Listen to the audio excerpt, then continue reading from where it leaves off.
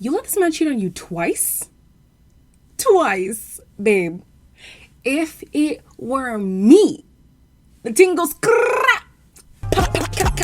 Hey, everybody. Wow, I should do videos in the morning. I'm like so cheery in the morning. But welcome back to Taste of Reality, reviewing Married at First Sight season 12, episode 11. And yeah, it's a hot mess. Oh my gosh. But before we get into it, make sure to like this video, subscribe to the channel, hit that notification bell, and let's get into the video. I'm really cheery in the mornings. Wow. All right, so we're going to start with Eric and Virginia. Virginia is very adamant on not moving in with Eric. And Mr. Ultimatum is not having it. But you never said like, oh, I don't want to live there at all. Well, Now you have. I don't want to live there. Gonna have to for a period of time if you want to be with me. If there's anything that's going to really tear them apart, it's his way of being hardlined. Like, it's my way or the highway. If you don't do this, I'm leaving. Like, he's always got an ultimatum packed up in his back pocket. It's concerning to me if I were her. Like, can we not meet in the middle? Is it kind of weird that she doesn't want to live together? Yeah. But I wouldn't want to live with him. I don't know. I think her reasoning kind of makes sense. Like I've said, I don't want to live at your house. Even when we first got there, I would like to work on getting a place of our own. I don't know if that's her real reason or if maybe she's stalling. I'm not quite sure. But yeah, either way, Eric's not having it. For their 1 month anniversary celebration, he takes her flying. And I'm like, oh my gosh, this is so cute. They're having fun together. I mean, she gets him a blanket with her face on it. He gets her like coordinates. And they love it. And this is the thing about them that really confuses me. They're able to have fun, which we've established. It's great. They're sexually attracted to each other, which we've established. That's great. But these hard-hitting conversations, these like life standpoints are the things that they don't want to address. Those are the most important things. You can have fun with somebody until the cows come home, but if your morals don't align, what's the point of the union? You know what I mean? Yeah, I don't know why they're so avoidant of these. No, I do know why they're avoidant. I feel like they're avoidant of these conversations because if we face the reality that at the core, our values don't match and we don't know if that'll ever mesh, they'll be forced to pull away from each other even though they know they don't want to. But that's the risk that you have to take. You have to get down to the nitty-gritty. Do you want to be married 5-10 years down the line and be like, what the hell did we do? No, you don't. That was a quick one. Really didn't have much to say about them. Moving on to Haley and Jacob. Haley says that their communication has been getting stronger. However, she's going to seek some, is it spiritual? Maybe some spiritual guidance by getting their charts read. You kind of want to have the upper hand. I mean, I don't know how I feel about trying to control the relationship, but I think it's no secret that I do like to be in control of situations, so. I've noticed it too that she doesn't like blame being put on her. She's like, but it was not just me, but we. Why are you only looking at me? Kind of thing. And it's like, okay, I understand wanting both parties to take accountability, but like, when it's you, just accept that it's you. Do you know what I mean?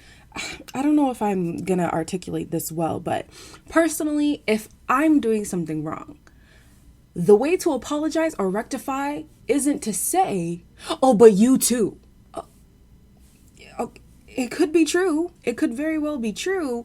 But that approach is not going to resolve anything. So when she's always like, oh, but it's also you. Okay, but where's the accountability for yourself? Like to say, you know what, that is something that I've been faltering in and I'm going to work on doing better. You know how much more well received, yep, that was a mouthful, that's going to be for the other party. For them to be like, wow, they've accepted full accountability for their specific actions. Why don't I follow suit? That's just me.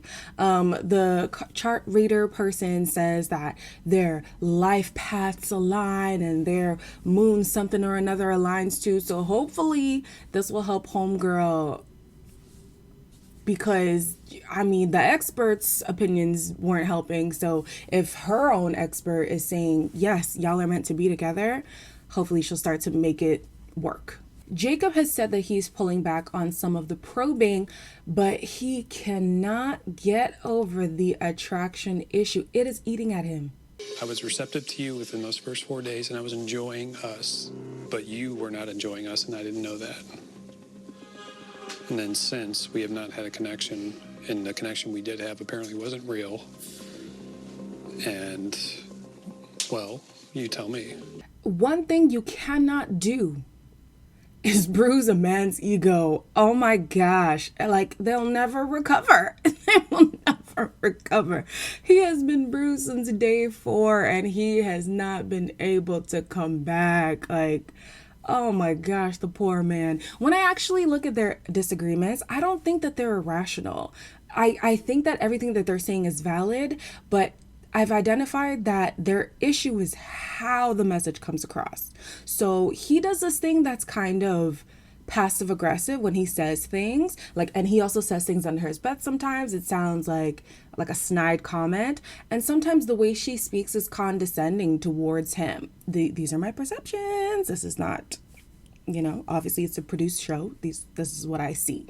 So I think that they need to work on how to talk, not necessarily how often they talk. I know Dr. Viviana suggested Wait, was that for them or was that for Eric and Virginia? I think for them, she suggested over communicating, but I don't think that's the right thing. I think the right thing is, how do you receive my communication? When I say this, how do you interpret it? When I use this tone, what energy is it giving you? Because the words coming out of both of their mouths actually make sense, but the tone behind the words even has me like, oh, what you mean by that? The third couple is Clara and Ryan. They are moving in together again. And Ryan is out here being like very visibly overwhelmed by the process. And I can imagine, because moving in with somebody you don't love can be overwhelming. I mean, I have my pint glasses at home and my actual dish sets. I have a couple more pots and pans. We'll be good on that for sure. We're really gonna have to get stuff out of the dressing room before I can really do clothes. I've reorganized your dresser, but that dresser needs to go. At the sit down with Eric and Virginia, Clara is salty that other relationships are progressing at a way quicker pace than her and Ryan. Good for them. I'm very happy that Eric and Virginia have told each other they love each other and they seem to be on the same page. See, this is why the moving in thing is not making sense to me. You guys are not in a place where you can truly say that after the process, we're going to stay together, unless they discuss that behind closed doors, but I doubt it. And she's even said, I have companion love for him. Even at the helicopter date, because she's so focused on where they are in their relationship, she can't even take in what's happening. And not to say that his gesture wasn't romantic. His gesture was romantic, but I don't think it's really translating in romance for her.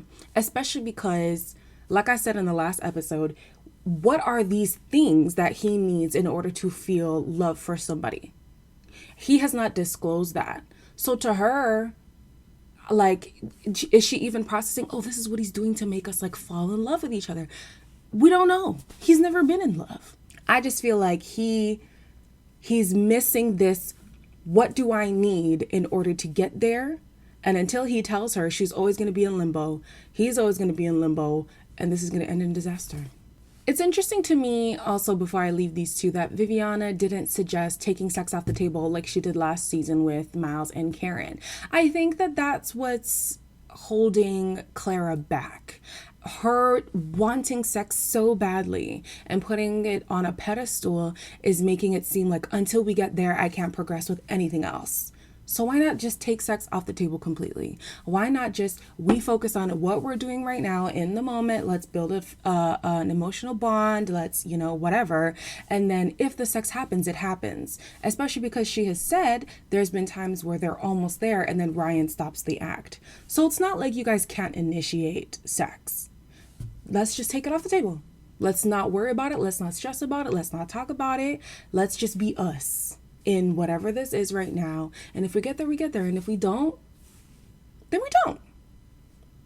The fourth couple is Brianna and Vincent. The process is starting to catch up with Brianna, and I did not expect this. He's like all in, and I am too. I'm all in.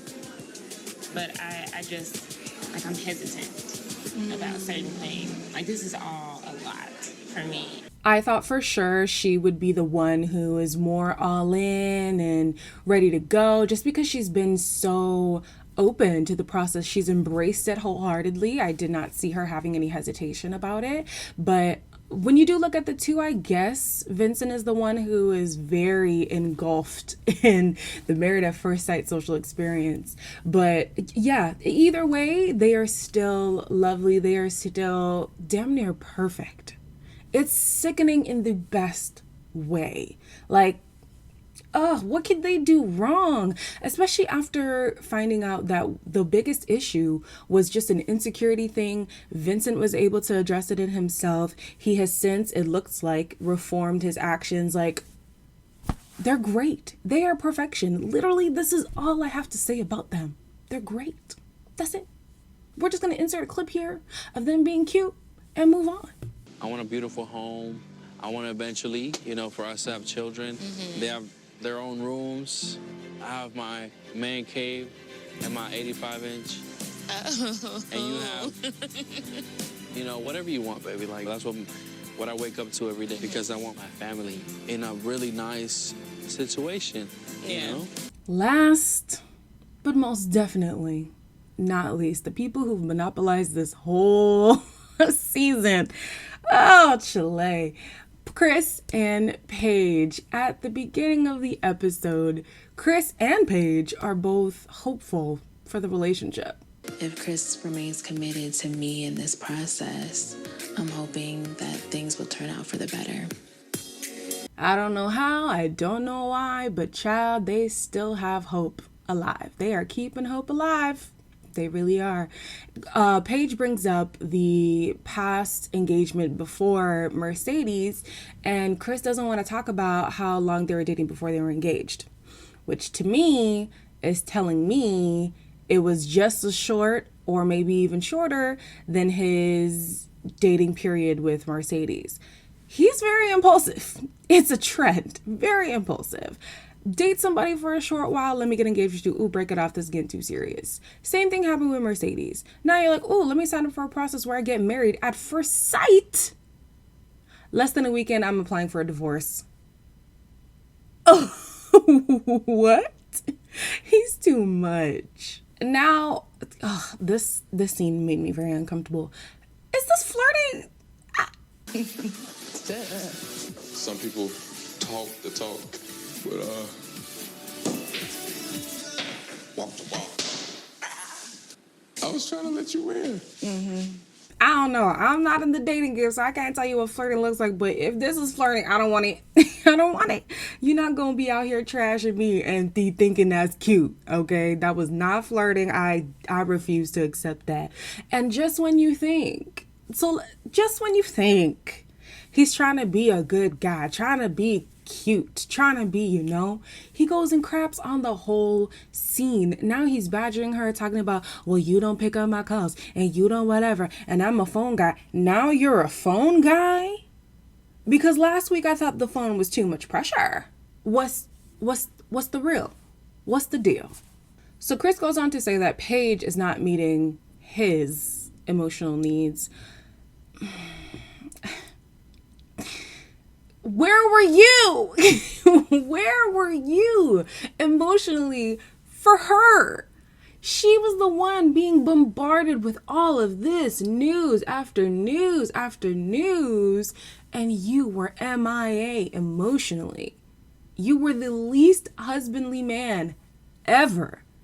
So for now, the story to be that you were the one missing the emotional support from her, sir, please. And then this is the part where I'm starting to side eye Paige too, because he says, I have been trying with you. I've been calling you. You don't pick up. Granted, she has things to do. Cool. You could have texted him saying, hey, I'm busy doing whatever. I don't know. But if you pay attention, she did not deny. She did not combat him when he was talking about her not being open when he reaches out. Not just the picking up, but like once we actually try to talk, you don't talk to me. You don't open up. And she didn't deny.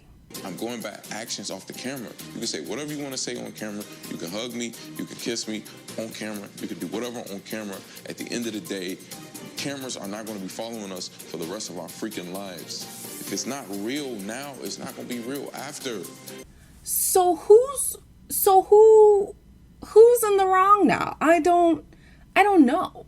Because he did say when the cameras are on, you put on a show. You're the one who's like, oh, he does this and he whatever, and you're vocal. But when the cameras are off, you're actually the one who's silent. I'm only quiet on camera because I don't want to talk to nobody on this camera. I'm side-eyeing Paige a little bit, y'all. I'm side-eyeing her. Why didn't she deny it? When the emotional thing came up, she denied. When the you don't pick up my calls, she had a response for that. When, like, she's had a response for everything besides, okay, when the cameras are off, you're the one who's actually closed off. She had nothing. Either way, now this man says he's emotionally disconnected. He's done. He doesn't want to do this anymore. He's calling it quits for real. It better be for real. It better be for real. For everybody's sanity, just end it. For real. Like, I'm done. And then the homegirl's going to go and talk about, I'm choosing myself. No, he didn't choose you. Because if he would have said, let's give it a try, you would have said, sure, let's do it again. So no, you're not choosing you. He is choosing not you. And that's what that is. Oh, guys, it's too much. It's too much. But I really do want to see if anybody did pinpoint her not having anything to say when he was like, you put on for cameras. That's something that I want to see in the comments, because I really need to see if I'm not the only one who saw that.